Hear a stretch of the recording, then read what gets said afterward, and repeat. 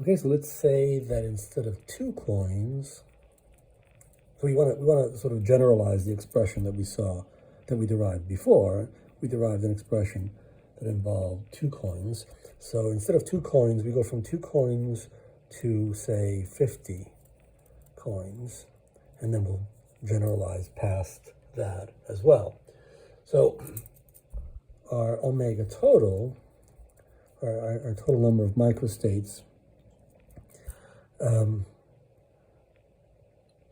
in that case, it was 2 to the 2, right, which is 4. And so we had 2 possibilities for each coin, right? We had a heads or a tails for each coin, and we had 2 coins. So that's the number of coins, and we get 4 total microstates. So maybe we can sort of look at, let's say we have 3 coins, so sort of on our way to getting an expression for 50 coins. So in this case, we have 2 possibilities and 3 coins, so it would be 2 to the 3, and so we can list the states, right? Heads, heads, heads, tails, tails, tails, and everything in between. There are 8 of those, and so we can sort of see the general behavior of this. So the number of microstates in this case would be, so let's say for 50 coins, for 50 coins we have omega total is now 2 to the 50, because we have 50 coins.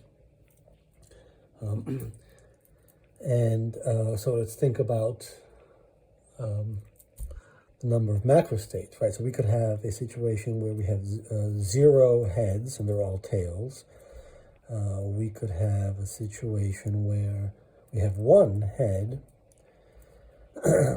one coin is head, 2 coins are heads, and then all 50 coins are head. And so we have, right, there are 51 of these, right, 51 macrostates, omega of, right, so we have 0 heads, right?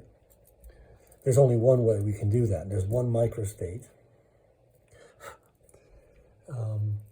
Omega 2 heads, right? Well, actually, let's do omega for 1 head. In that case, we have, again, well, here we just have 1, but here we have 50 different ways where we can accomplish that, right? It could be any of the 50 coins. So we have 50 microstates for that macrostate, right? There's 1 macrostate associated with 1 H, but 50 different ways we can do that.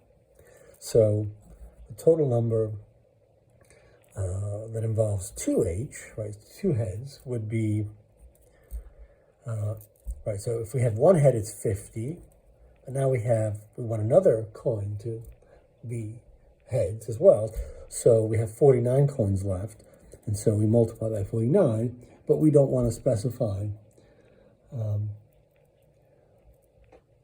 which,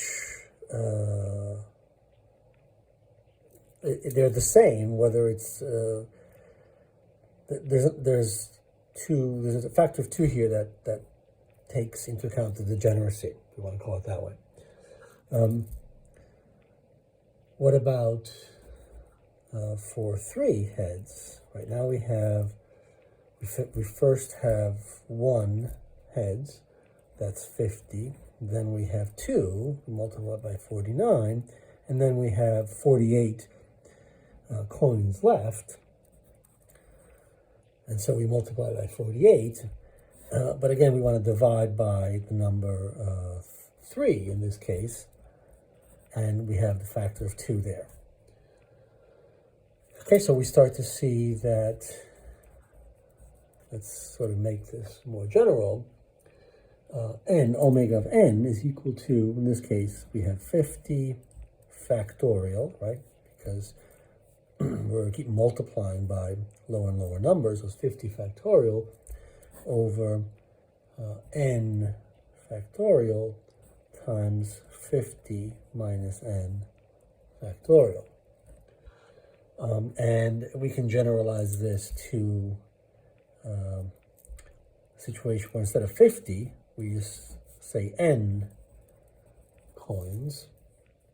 So if we have n coins, then this looks like what? Omega of n is equal to n factorial, right? We're just replacing the 50 over little n factorial times big N minus little n factorial. This is the number of ways to choose n objects. So it's number of ways to choose n objects from n coins.